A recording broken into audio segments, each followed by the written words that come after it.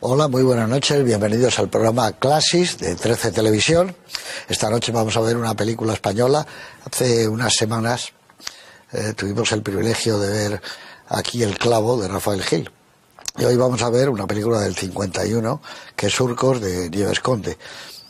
Con lo cual, habría que decir que en la posguerra, aparte del cine de Gola y de guardarropía, películas de cartón que se hacían, ¿no? Hay películas estupendas. El escándalo de Said Heredia, La vida en un hilo, Pequeñeces, Abel Sánchez. Hay unas películas extraordinarias. Esta es una de las mejores y además cambia un poco el cine. Surcos era la primera vez que, bueno, digamos que es un grito existencial de lo que era la realidad en España, en esa posguerra tremenda, donde se veían las ciudades, el problema de la vivienda, el problema del extraperlo. Todo aquello era tan duro que el director general de cine, que era José María García Escudero, que le había nombrado Arias Salgado, luchó por esta película y porque la dieran interés especial, que era muy difícil que se diera a las películas, que no fueran Alba de América, La Lebra de Castilla, etcétera, ¿no? Y él lo consiguió, pero claro, duró menos de 6 meses en la dirección general, García Escudero, que era un militar. Entonces era coronel. Cuando llegó Fraga, volvieron a llamarle años después, y García Escudero es el responsable del nuevo cine español, de Basilio Martín Patino, Manolo Sumes, etcétera, todos ellos. Porque García Escudero, que entonces era general ya, creo que era general auditor, era un cinéfilo tremendo, y hay cosas que conviene decir. Luchó mucho porque Dreyer viniera aquí a España y le iba a pagar una película, la película que iba a hacer Dreyer en color, su primera película sobre Jesucristo. García Escudero es una de las figuras fundamentales del cine español y que más luchó por el cine español y es el responsable de que esta película se hiciera. Surcos la dirige Nieves Conde, que había sido un crítico de cine estupendo, y en revistas, en periódicos, creo que estaba en el diario Pueblo. Y cuando tienes la ocasión, pasan los años, de poder hablar con ellos, descubres que esa especie de cinefilia, entonces no existía la cinefilia, eran aficionados al cine, las personas. Tenían la misma pasión que podíamos tener los que vinimos después, ¿no? Era increíble su pasión por el cine. Esta es una película especial en todos los aspectos, con unos actores extraordinarios, con un vestuario que refleja exactamente lo que era ese momento, en lugares donde rodaron las casas de vecindarios, todo tiene mucho que ver con la realidad. Era como un nodo al revés. Yo siempre decía que era nuestro película de limpiabotas o Ladrón de bicicletas de Sica, pero tuve la oportunidad de conocerle porque hay una película suya que era estupenda, que yo quise producirlo de acuerdo con su guionista y el autor, que era Carlos Blanco. Entonces conocí a Nieves Conde para hacer un remake de Los peces rojos, que la hizo Antonio Jiménez Rico y se llamó Hotel Danubio. Y entonces yo le dije eso y él me dijo, no, por supuesto que estábamos todos como borrachos del neorrealismo en esa época, ¿no? Y que para nosotros Vittorio De Sica, Zavattini sobre todo eran maravillosos, pero la película tiene mucho más que ver con Baroja, con un realismo español, con una dureza que siempre ha estado presente en nuestra literatura. Bueno, la historia es de Eugenio Montes, que era un hombre del régimen, un escritor estupendo, un articulista maravilloso, de una enorme cultura, y luego está Natividad Zaro, era gente que venía de la Falange, ¿no? Y la película, sorprendentemente, el régimen se dio cuenta de que aquello no era lo que pensaban que iba a ser. Y entonces, bueno, pues vino un verdadero escándalo con la película. Insisto, le costó el puesto al director general, a José María García Escudero, y ha pasado desde entonces por ser una de las mejores películas, sin duda, de la historia del cine español, una película llave que abrió muchísimas puertas. Hasta años después hubo, digamos, de alguna forma, un remake de la película que hizo mi querido Pedro Lea, que era Pim Pam Pum Fuego, que era más o menos una historia parecida, donde Fernando Fernández Gómez hacía el Chamberlain, que ya ven ustedes, es un personaje de Félix da Fauce inolvidable. Muy buenas, doña Noemí Guillermo. Supongo que como vas a hacer una asignatura o curso, bueno, una asignatura sobre cine español en la Universidad de Las Palmas, filología, no faltará esta película ante tus alumnos en ese ciclo de cine español que vas a presentar, ya ¿no? les advierto a mis futuros alumnos que esta entra en el examen.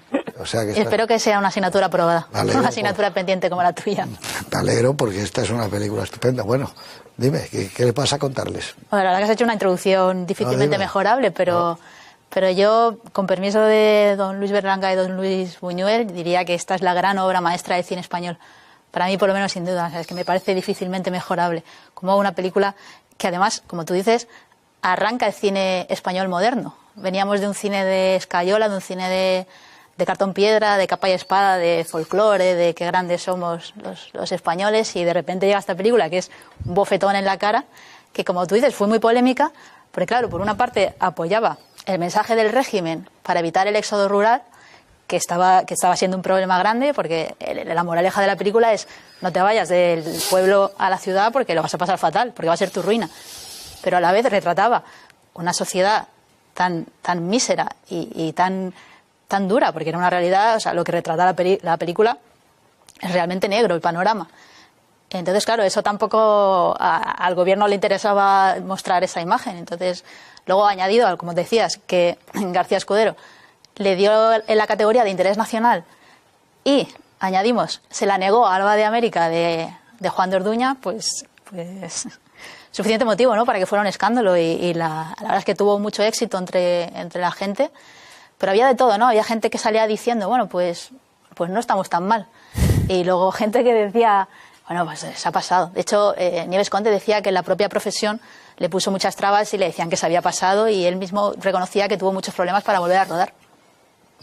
Torrente Ballester es guionista de esta película, con Natividad Zaro. Venían de Falange, por eso fue la sorpresa. Dijeron, ¿pero qué está pasando aquí?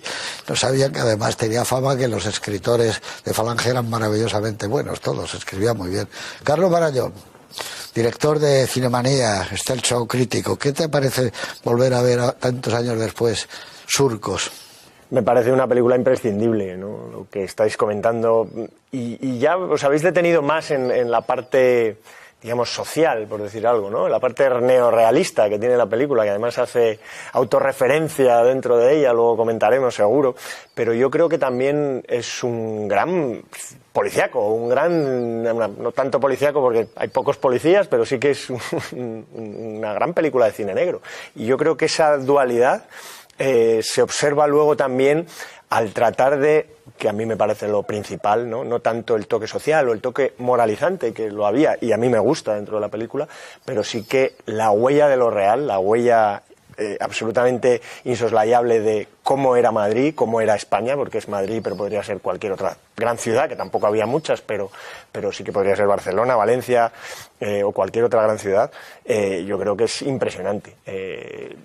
Quizá vosotros sabéis más, pero hay parte del policíaco barcelonés o Brigada Central, películas que ya apuntaban por ahí y que ya podía uno ver la calle como era, pero cómo se ve aquí de una manera natural, completamente nada impostada, la verdad que es absolutamente sobrecogedor, la verdad. Sí, es que es así. Eran las calles duras de Barcelona, se trasladan aquí a Legazpi, el mercado de Legazpi, Lavapiés, la gente vendiendo, trapicheando con el tabaco, todas esas cosas fantásticas. Ayanta Barili, muy buenas. Buenas. Queda menos ya para que saques tu libro, ¿no? Queda ya muy poco, sí. Y bueno, dinos otra vez, si no primavera, amaneciera, si no amaneciera. Qué buen título.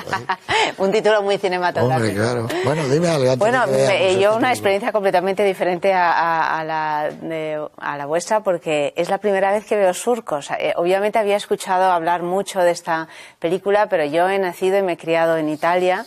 Y entonces, bueno, pues era una película clásica española que, si no la ves pues con 20 años, pues ya no la ves. O sea, o si no te obligan a verla por este programa. Si es que obligada, entre comillas, encantada de verla, pues me ha maravillado. La he visto 2 veces porque realmente me he enamorado de ella. Y claro, yo precisamente como medio italiana y con permiso del señor Baroja, claro, yo la relaciono muchísimo con el neorrealismo italiano. Es casi imposible no hacerlo, ¿no? Y luego también, claro, vista ahora, ¿no?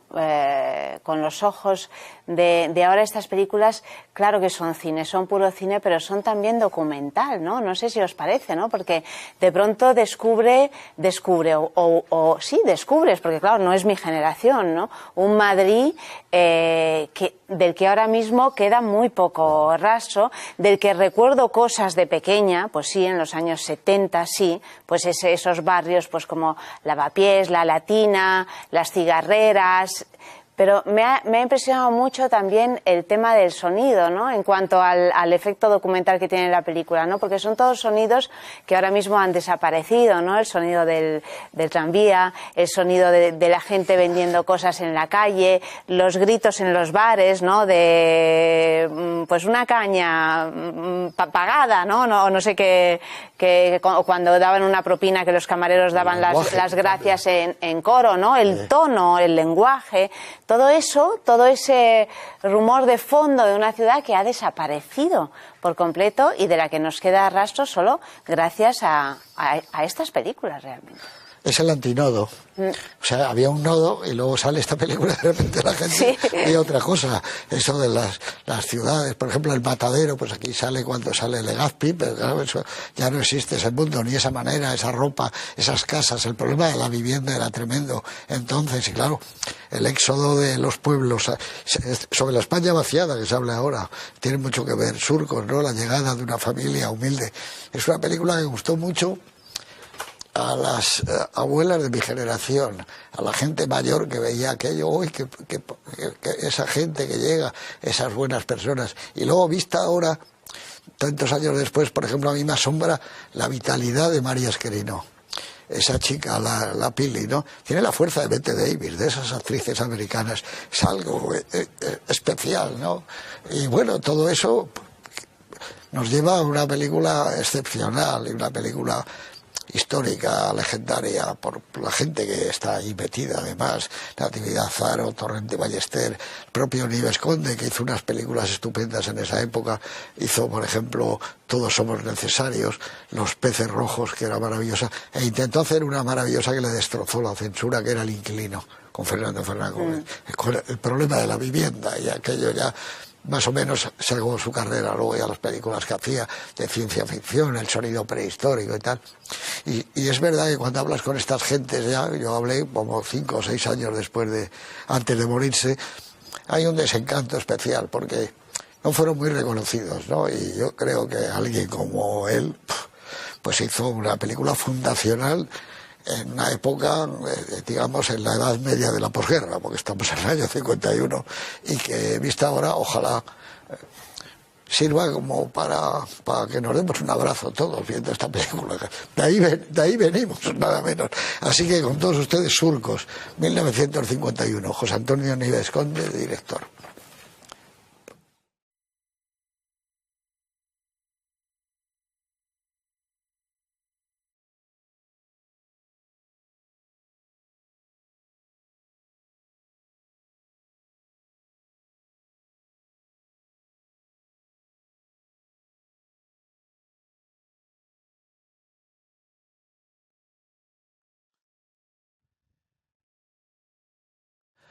Bueno, estamos de vuelta de ese Madrid que decía Llanta, que ya prácticamente no existe más que en las fotografías. Pues que también han desaparecido los fotógrafos, porque había un Madrid de fotografías a la entrada de los parques del Retiro, por ejemplo, había fotógrafos que nos hacían fotos, mira el pajarito, pero luego había unos fotógrafos ambulantes que iban a los centros de las ciudades, en Barcelona también, ¿no? Y a los novios, a las familias, les hacían, hay muy buena luz, solían decir, le hago la foto, y la gente pagaba las 12 pesetas o las 15 pesetas, y sorprendentemente, a los 2 o 3 días habían apuntado la dirección en una libreta, llegaba la fotografía entre 2 cartones perfectamente, ¿no? Eso ha desaparecido. No digamos los fotógrafos de las bodas. La gente se casaba y tenía que acudir al fotógrafo antes de ir a tomar la copa en el Ágape, ¿no? Entonces, claro, ves esto ahora y es como una fotografía, por ejemplo, de Catalá Roca, esas de Barcelona, que son impresionantes, ¿no? O, bueno, esas fotos de Alfonso, y claro, ves un Madrid que es de verdad, no existe lo digital, eso es lo que hay. Los bares eran así, y las plazas, y la gente vestía, y cómo se guardaban el tabaco y el extraperlo, pero en fin. En el año 51, que es el año de Surcos, yo solo quería, aquí lo tengo, hay muchas cosas, es el año de Eva al desnudo, por ejemplo, esa película estupenda, pero es el año también, meses después de la película que debuta Berlanga y Bardem, esa pareja feliz, que es una maravilla. Pero es el año que es curiosamente, y nos viene bien, en que Camilo José Cela publica La Colmena, que para mí es una de las obras maestras de la literatura española del siglo XX, y tiene mucho que ver con esta película. Lo que pasa en aquel café donde vemos toda esa colmena, ese mundo de gente que va y que viene, que se mueve, que tiene una vida y que desaparece y vuelve a surgir. Ese mundo que tanto le gustaba a Baroja, ¿no? Es la melodía, ¿no? Que va, viene, vuelve. Pues eso es un poco también Surcos. El final, naturalmente, estaba censurado. El final es que la chica Antonia se tira del tren y se dedica a la prostitución. Y ese, ahí hubo que dijeron, por aquí no pasamos, ¿no? Pero era un final espectacular, ¿no? Por lo visto, y según contaba Nieves Conde y tal, era muy bonito como ella, justo cuando el tren arrancaba, sus padres le llamaban, ella no hacía caso y bajaba. Y ya con una sonrisa enorme se iba directamente a la prostitución, que era un final tremendo, ¿no? Pero bueno, aún así la película es especial, ¿no? Las dos mujeres, qué feliz se siente fregando en casa de la chica esta, Marisabeleza Antaria. Para ella, comparado con lo que tiene en el pueblo, es asombroso ese plano, ¿no? Y tú, me parece, ahora en serio te lo decía, ¿no? Que para unos alumnos, tu alumnado, en una asignatura de cine español, que pongas esta película, pues se van a quedar asombrados, ¿no? Es que, como decía Carlos, es imprescindible. Claro. Pero a mí lo que me sorprende es lo desconocida que es esta película. Bueno, no, pero no solo... no tanto. ¿Cómo que no? No está, hombre, a la gente, digamos, del cine, en esa época, Surcos era una película muy conocida. Sale a la calle y pregúntale a cualquiera quién es Nieves Conde y si han visto Surcos. Si no, si ni siquiera saben quién es Berlanga. Hombre, sí, pero digamos para el mundo donde nos movemos los aficionados al cine, Berlanga, Buñuel, por supuesto, y más gente, Forqué, Bardem, Saura, todo eso es muy conocido. Otra cosa, digamos, para lo que se llama el gran público, pues a lo mejor dices Borau, dices, claro, bueno, pues ha sido presidente de la Academia. Bueno, para eso está este programa. Claro, eso es lo que iba a decir, que ¿no? para eso hemos traído esta película y es lo que decías antes, que sirva como reconocimiento a un gran director, que a la lista de películas que has dicho de Los peces rojos y Todos somos necesarios, yo añadiría El diablo también llora, que es una película espectacular, que es muy desconocida. Y Don Lucio y el hermano Pío. Esa también es muy divertida. Esa es estupenda. Pero El diablo también llora es con Paco Raval, con Alberto Closas y con Fernando Rey. Bueno, un peliculón. Él escribía, vamos, y se interesaba por películas con muchos personajes. Aquí son estupendos los personajes, ¿no? El del Mellao, que el que hace Peña, es magnífico. Todos son muy diferentes, ¿no? Porque para dar esa mirada sobre una ciudad necesitas que sea una película global, una película que tenga no una mirada personal, sino una mirada como en panorámica, ¿no? Que se una a lo que decía Ayanta, a la vida de una ciudad que es España, ¿no? Una ciudad donde la gente, los que han ganado y los que han perdido, sobre todo los que han perdido, están buscando una vivienda, hay que vivir, no hay sitios, están hacinados, las familias, entonces era famoso aquello de una habitación con derecho a cocina, realquilados, todo ese mundo, todo, no hace falta que se explique, lo ves en la manera de comportarse. Solo sale además Madrid, para los que no conozcan Madrid, pero para los que conozcan Madrid, solo sale Madrid de sol para abajo, ¿no? Que en algunas otras ciudades aparece pues los barrios un poquito más, incluso Cibeles, zonas un poco más elegantes, ¿no? Aquí no, es de sol para abajo, ¿no? Y al hilo de lo que decías de los fotógrafos de la imagen, y fíjate, mi pequeña teoría, esta película es buena desde antes de empezar a verla, porque ya el póster, el cartel de la película es una obra maestra, el cartel absolutamente genial de Jano, ¿no? Jano. con esa imagen que además luego usa fenomenal en la película, demostrando que era director en el sentido de dónde colocar la cámara y qué imágenes escoger, ¿no? Con esos surcos, ¿no? que convergen, ¿no? Y que van hacia algún sitio, no sabemos cuál. Esa imagen me parece poderosísima, o sea que aparte de todo lo que nos muestra de forma natural, ahí hay una intención tremenda, ¿no? Y además bueno, hemos hablado de los exteriores, ¿no? Que quizá es lo que llama la atención de una manera así más evidente, de ese Madrid de sol para abajo, pero luego está la casa, ¿no? Ese edificio con la escalera, con esa corrala, que es también algo muy característico, bueno, pues de familias más humildes que viven, corralas que siguen estando en Madrid ahora mismo y que ahora se ha convertido en una cosa así como de yuppies, ¿no? Sí, porque las cosas han cambiado pija, mucho. Incluso. En una cosa pija, ¿no? Pero entonces eran lo que eran y de hecho las escenas que hay dentro de esa escalera, de ese patio son increíbles, ¿no? O sea, son de una vitalidad y tienen una fuerza que, por cierto, haciendo referencias literarias, claro, aquí está detrás Torrente Ballester, que ha sido uno de nuestros grandes escritores y desde luego alguien muy ligado al cine siempre, ¿no? Tanto, bueno, cuántas crítico de teatro fue. Crítico de teatro, bueno, un enamorado del cine desde pequeñito, de hecho escribió también mucho la saga Fuga sobre el cine, ¿no? Pero bueno, tenemos también esa obra de teatro, Historia de una escalera, de Buero Vallejo, que retrata exactamente situaciones muy parecidas, ¿no? Y que no deja de ser también uno de nuestros grandes textos dramáticos, ¿no? O sea, que está todo imbricado y hay esos interiores y esos exteriores que son muy interesantes.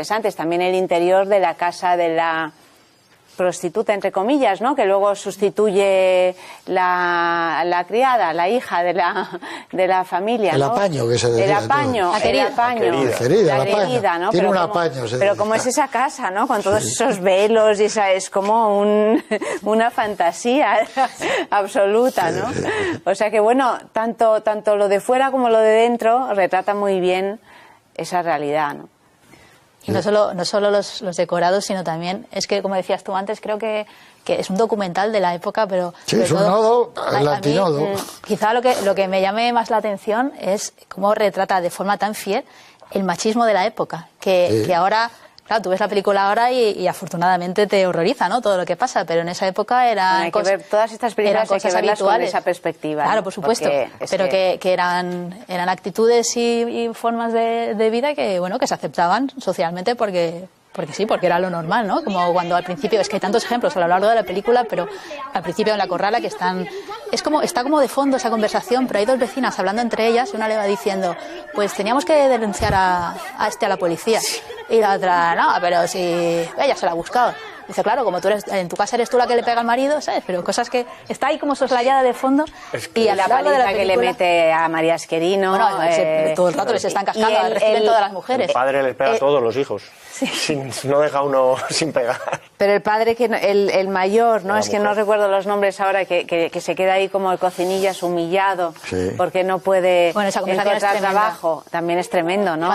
Cuando consigue el trabajo y le da el mandil a la mujer, le dice, he encontrado trabajo de hombre, y ahora te pones el mandil y te vas a la cocina, que es tu lugar. Y claro, a mí llega un momento que bueno, yo estoy todo el rato pensando, bueno, esto es un comentario de denuncia a esas actitudes machistas. Pero luego a veces tengo la duda de si estaba tan naturalizada que es que se introduce como una cosa que era normal. Porque, no por ejemplo, creo que sea una denuncia. Claro, ahí creo tengo que la duda, está porque, dentro por ejemplo, de la realidad de esa época, en la escena terrible del Guiñol, que está el padre enseñándole a Rosario y a Manolo cómo lo puede hacer y eso, y que le arranca la cabeza a la muñeca, y ellos se ríen como si fuera algo natural. O sea, ahora lo ves y te horrorizas, ¿no? Pero claro, dices, ¿hasta qué punto están haciendo una denuncia o hasta qué punto están retratando una cosa que era habitual? No creo ni que sea ninguna denuncia, pero es normal, es lo que lo que se pensaba y se hacía en esa época. Al hilo de lo que has dicho tú, Noemí, que lo has comentado tú antes, Ayanta, de esas voces que se escuchan, ¿no? De esas conversaciones de fondo. Yo creo que es que la película tiene como esas dos, para mí son dos raíles que van en paralelo y se van cruzando, ¿no? Por un lado la trama, y la trama guionizada, y supongo que luego hay, que eso también se guioniza, José Luis, o sea, todo lo que dicen en el metro. Bueno, lo primero que se escucha es una frase, es que es de pueblo, ¿no? Esa es la primera cosa que se oye, que no sea la voz de la estación, del hombre de la estación, ¿no? El primer diálogo es que es de pueblo, ¿no? Como diciendo, no, porque se pasan por ahí y les va a pillar el de las maletas, ¿no? Pero es verdad, hay un rumor de ciudad, un rumor de todo lo que... Y de vez en cuando se van cruzando. En la pelea, por ejemplo, ¿no? En la pelea se cruza la trama con la realidad. O en el teatro, ¿no? Esos tres que están ahí zumbaos y acaban boicoteando la pobre actuación. Y eso me parece...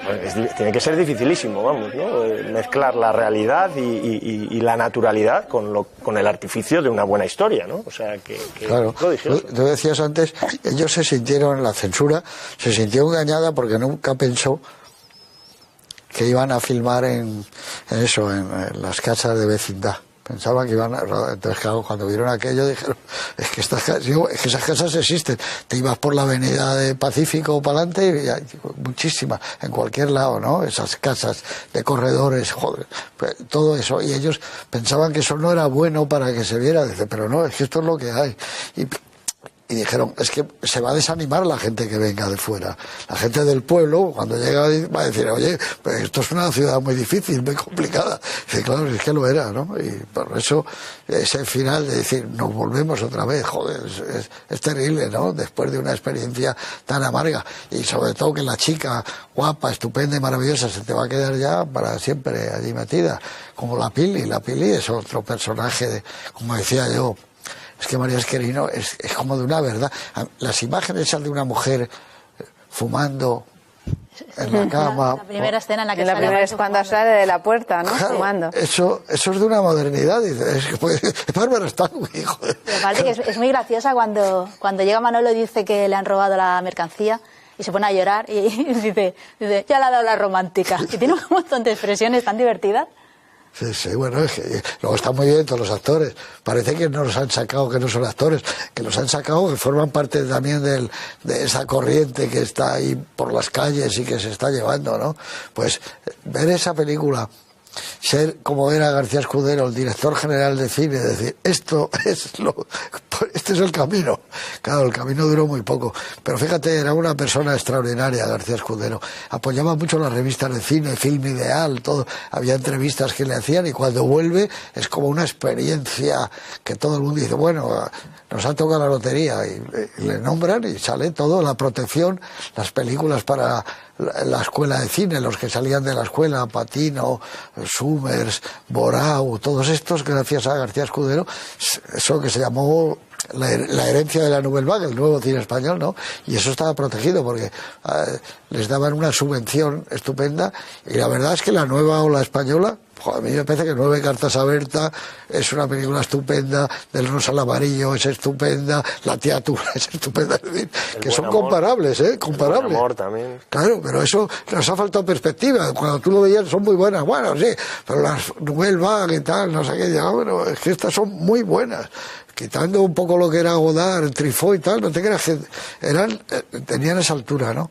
Y todo esto nace, tú decías, yo creo que el primer grito existencial del teatro español probablemente es la historia de una escalera de Duero, ¿no? Quizá también con la Escuadra hacia la muerte de Alfonso Sastre, en donde ahí está metido también el mundo militar, que era un tema raro, sí. Y esta película de Surcos, que rompe con una narrativa, lo que tú dices ya es una apuesta, es decir, vamos a rodar, pero no la Gran Vía, de bonito, las fachadas, las tiendas, Pasapoga, todo, no, como dices tú, de sol para abajo, Vamos a los bajos, vamos a la parte baja, ¿no? Bueno, a los bajos e incluso como a una especie de extrarradio que no sé muy bien dónde es, que es la parte así ya más de fábula, que es donde va el hijo más frágil, por ahí, ¿no? Donde está Montserrat Carulla, la actriz rubita, tan joven que está irreconocible, una actriz muy interesante también, ¿no? Con un aspecto que no solía ser... ¿no? Sí, parece... Sí, que no suele ser el aspecto de las actrices españolas, mucho menos de esa época, ¿no? Y a mí toda esa parte, que es así como más campestre, también me parece más que de bonita. fábula, a mí me parece que es la parte más neorrealista de la película. Desde que empieza, que está en la cola del hambre, que esa escena es tremenda, que luego está mirando el escaparate de comida allí como si... Sí, pero digo que llegan a una familia, llega el muchacho, se desmaya, llega a una familia ideal, le acogen, de fábula en ese sentido, de chabolas. Sí, es el único que puede tener un poquito de que le ha salido algo bien, digamos, al final de la película, ¿no?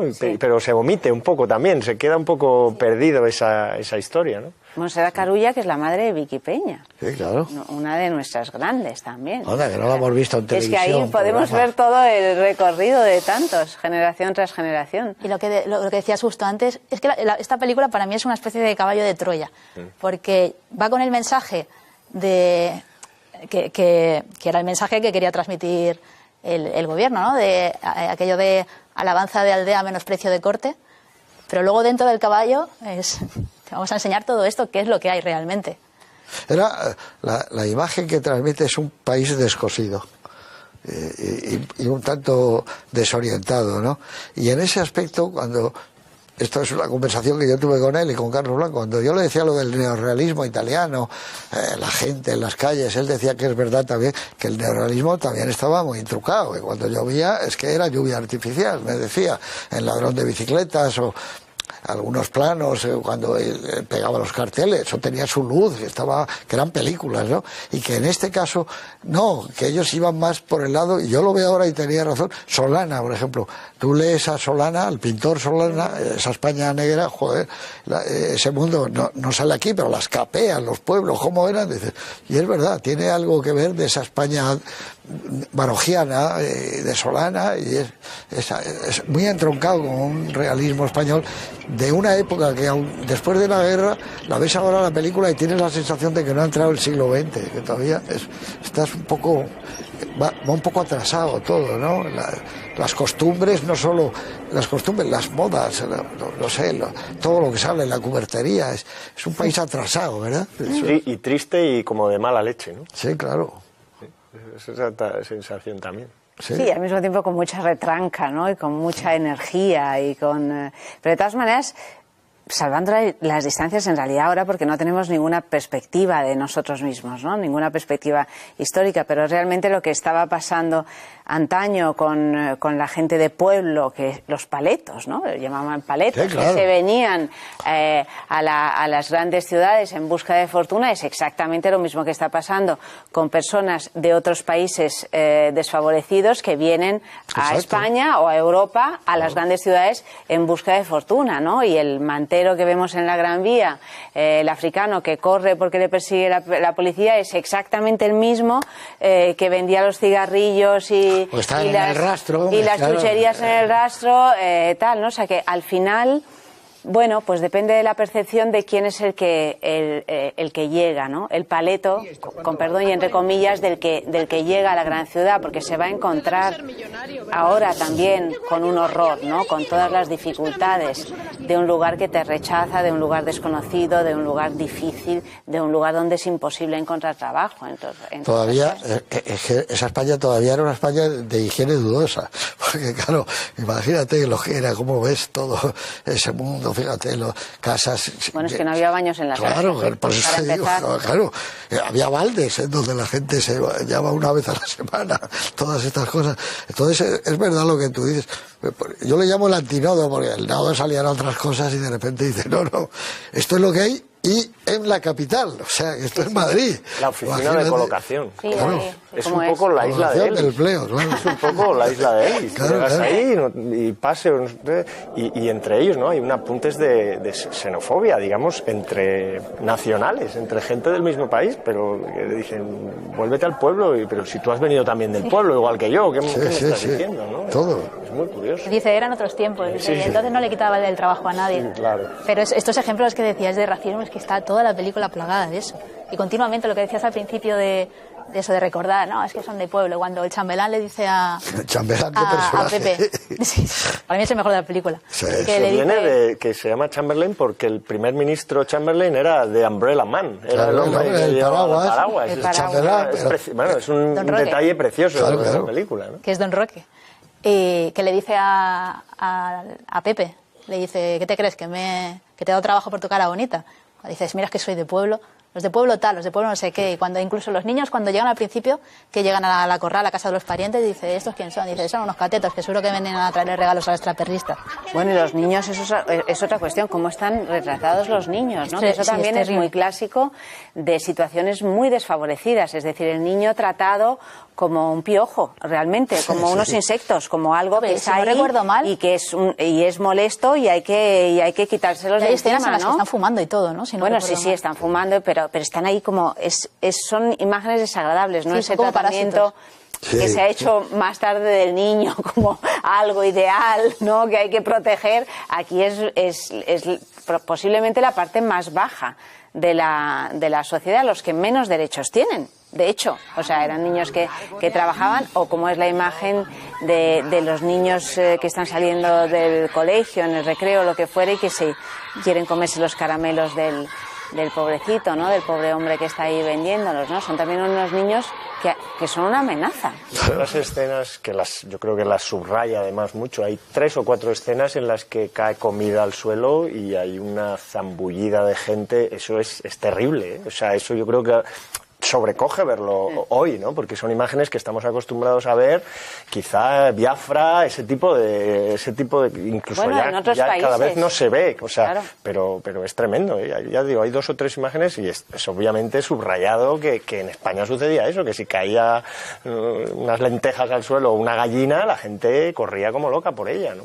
Hay otra escena, así como tú dices, subrayada de la película, que a mí me parece que es la que concentra todo el mensaje, cuando están comiendo toda la familia que acaban de llegar y están diciendo, sí, hemos venido aquí a la ciudad, porque aquí llegas a la ciudad, llegas a la capital y ya te viene toda la ganancia, ya no tienes que hacer nada más y tal. Y justo llama a la hija de la vecina, que viene a pedir alubias porque no tiene. Llega toda zarrapastrosa, Sí, sí, ¿no? y además, y justo ahí, Tonia la está mirando así como, y esta que, ¿sabes? Que esta no... Y entonces le dice, no, es que mi madre me ha mandado por alubias porque es que mi padre no tiene trabajo. Después de que el otro haya dicho, no, en la capital te viene todo el dinero que quieras sin hacer nada. Y bueno, mira a tu madre que cuando traiga dinero que ya le daré las alubias. Que mientras tanto, Me encanta, es tremenda porque son esa estas películas escena. que se masca la tragedia desde los títulos de crédito. Dices, aquí va a acabar todo como el Rosario de la Aurora, ¿no? No hay quien se salve. El título que era Surcos sobre el asfalto. El Que mejor yo creo que Surcos. sí es mejor Surcos. El mejor Surcos. A mí eso os decía yo antes, esa chica que se coloca a estar en casa de la mantenida y está fregando y la ves feliz. Dice, pero ¿cómo? Dice, sí, para ella es una maravilla, ha dado un paso, pero luego ¿quién le va a decir, no, vas a dejar el cubo y te vas a liar tú también con 20.000, ¿no? Vas a ser ese mismo personaje que es el que te atendía a ti, y eso es tremendo. Pero yo me quedo, tú dices, el chambelán y la Pili son los grandes personajes para mí de la película, ¿no? La Pili es impresionante, es uno de los mejores caracteres femeninos del cine español de mucho tiempo, un personaje inventado, y le debe mucho a María Esquerino, a su forma de hablar, su forma de mirar, su forma de fumar, es algo... Eso, con una vitalidad enorme, ¿no? Y el chambelán, ¿para qué te voy a contar? Eso es tremendo. Con Es sus que- paraguas, duro, feliz. Que luego en Los Peces Rojos hace de comisario. Sí, claro. De la policía. Claro, Era un actor excepcional. Muy bueno, Félix. ¿Tú trabajaste con él? Sí, era muy buen actor, era estupendo, Félix Lafont. Eran muy buenos. Paco Arenzana, de los que están aquí en esta película, son muy buenos todos, Peña. Están todos muy bien, ¿no? En eso sí que el cine español, en cualquier época, incluso antes de la guerra, ha tenido actrices y actores muy buenos. Nunca ha habido problemas para hacer repartos. Es más, para hacer un personaje tienes 4 o 5, eso siempre ha habido. Y lo que pasa es que esa generación es bueno que no se pierda, ¿no? Félix Dafauce, todos estos, ¿no? Y añado, qué bien se les entiende y qué bien vocalizan. Qué bien habla. ¿Y cómo era el sonido para esa época? Tú hablabas del sonido, cómo está registrado, ¿eh? Y la fotografía. Porque claro, aquí vinieron algunos tipos alemanes de Kelber y enseñó mucho, y vinieron de sonido y enseñaron mucho, ¿no? Hugo Dolarelli, vino gente que transmitió su conocimiento, y los técnicos españoles lo hicieron muy bien. En ese aspecto esta es una película de una modernidad enorme en cuanto a la utilización del sonido, ¿no? ¿Tú crees que Nieves Conde habría visto muchas películas neorrealistas? Bueno, en esa época las que era veían común, todos. ¿Llegaban a España? Sí, el Instituto Italiano las pasaba, ¿no? Iban todos al Instituto Italiano y veían eso, limpiabotas. Porque era un suceso, claro. Fíjate, El ladrón de bicicletas, Cuatro pasos por las nubes, todas esas películas eran... Y luego les gustaba mucho también Rossellini, ¿no? Claro, que era otro tipo de cine. Pero lo que cuando yo he hablado con Rafael Gil, yo era un chaval entonces de 20 y tantos años, con Said Heredia, con Nieves Conde, lo que te sorprendía es que tú piensas que eres el único cinéfilo y que te gusta mucho Bergman en esa época, la Nouvelle Vague, no sé, John Ford, y nada, descubres que ellos eran unos tipos que amaban el cine tanto o más que los que hemos venido luego, ¿no? Y conocían horror en las películas y te hablaban de, pues eso, qué ver era mi valle, de las películas que les había impactado, ¿no? Y por supuesto conocían el Potenkin, claro, toda esa generación, pero sobre todo, claro, el impacto del... A mí no me parece que sea el más grande movimiento, ¿no? Pero yo creo que el neorrealismo fue fantástico. La Nouvelle Vague, yo creo que el expresionismo alemán para mí fue el más importante de todos, porque trajo una manera nueva de iluminar, trajo la luz del cine negro, esa luz culpable que tiene el cine negro, pero evidentemente el neorrealismo es que se pensó, oye, que no hace falta el estudio, que filmamos en las calles, pero claro, no era verdad, hay que iluminar las calles también, ¿no?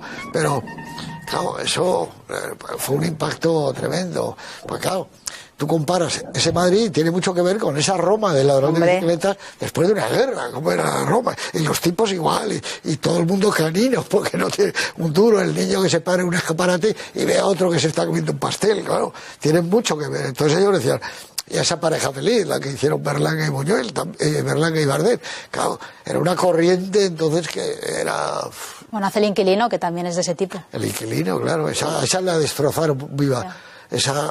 Bueno, es que El inquilino fue el Ministerio de la Vivienda el que quiso prohibir la película. Claro, al final buenísimo, se plantan en la calle, ¿no? Sí. Al final es apoteósico. Este mismo año no es Cielo Negro también, de Murotti, claro, es otra peli en donde Madrid sale también... Sí. Muy negro. Exacto, ¿no? Pero de otra manera, ¿no? Con ese final, ese traveling, claro, cuando vaya corriendo. Fíjate que 3 películas. Con la lluvia, bueno, ¿no? 51, las que hubo, ¿no? Yo digo, en la posguerra, y la película de Jovet Gracia, Vida en sombras. Oh.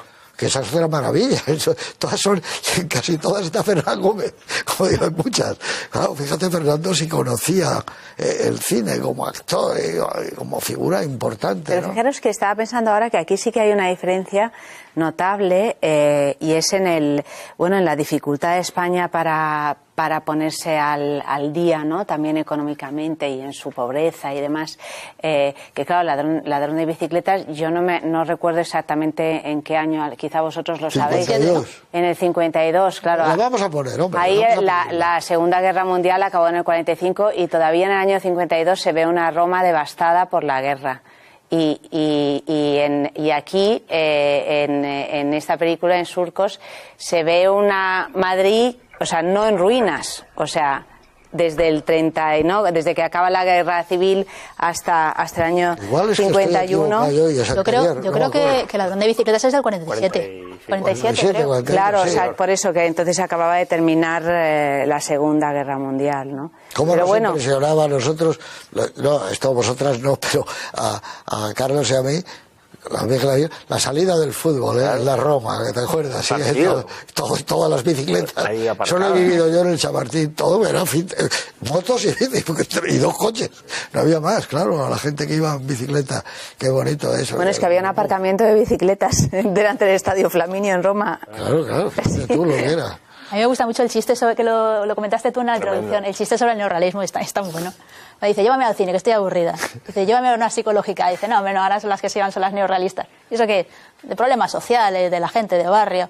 Pero bueno, dice, mientras me saques. Y luego cuando vuelven dice, menudo tostón esto del neorrealismo. Es como en Arthur Penn, ¿no? En la peli de Arthur Penn, de La noche se mueve. Con lo bonita que es la vida de los millonarios, dice. Con Romer, ¿no? Que es más aburrido que ver secarse la pared, ¿no? No, es como ver crecer una planta. En el original era ver secarse la pared y en castellano creo que era crecer la hierba, ¿no? O una planta, ver crecer una planta.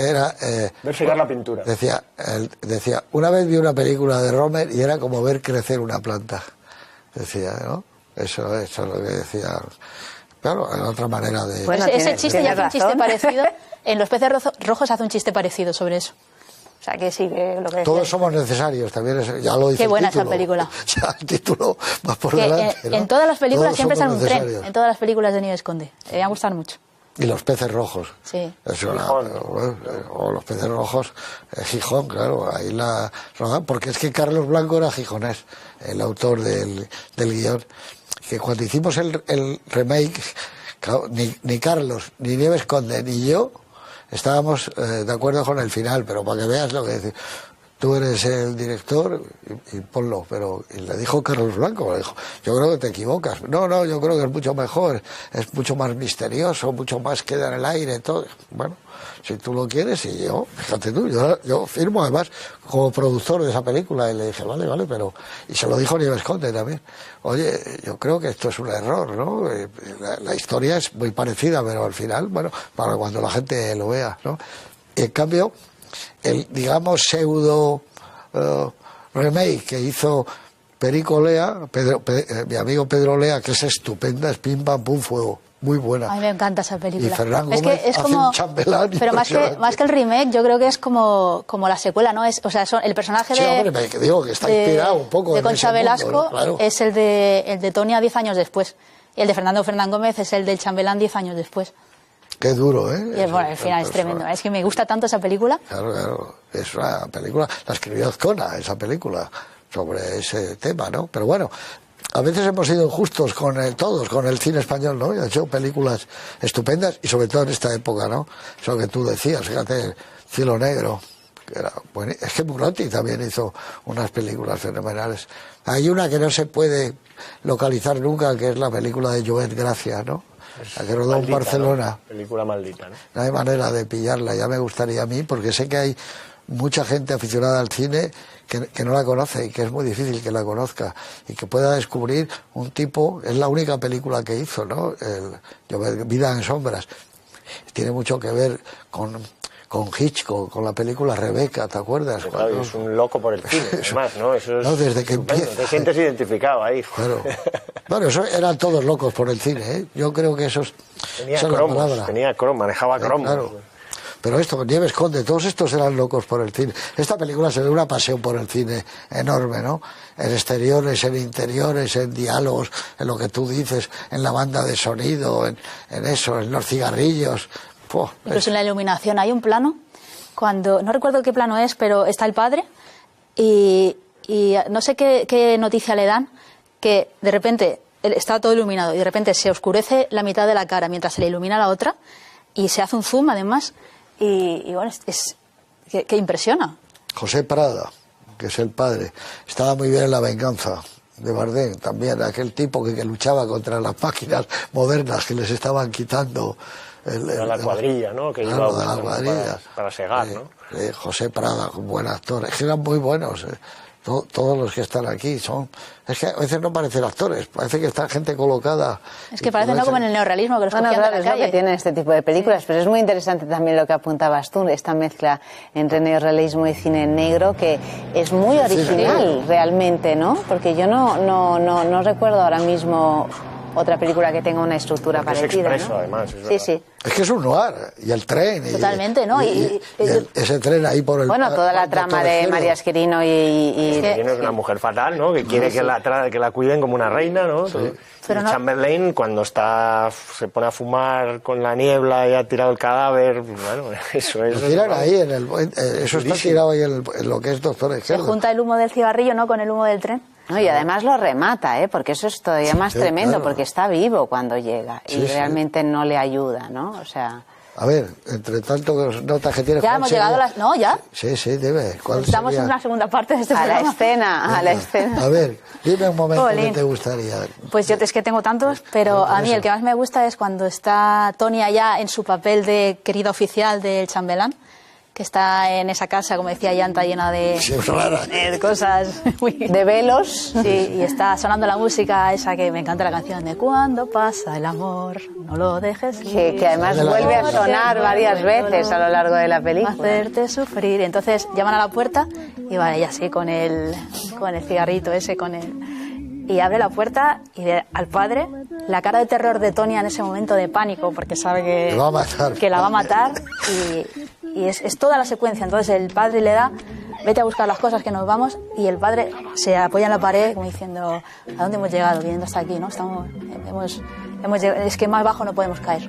Sí. Toda esa secuencia para mí es lo... Bueno, es que diría lo mejor de la película, pero es que hay tanta... Lo que tú has dicho es ver la cara que pone ella cuando ve al padre. La cara, es la cara. Para Betty.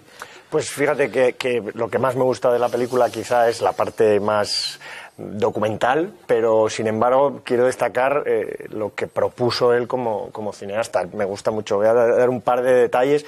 Hay un plano cenital del padre después de todo lo del teatro que me parece modernísimo, prodigioso. Eso lo haría Scorsese hoy, ¿no? Y luego hay otro que me gusta mucho, que es más de eso, de intríngulis, pero esos pequeños detalles, ¿no? Como lo de llamar Chamberlain como el primer ministro inglés al personaje, cuando le da con el paraguas en la cara.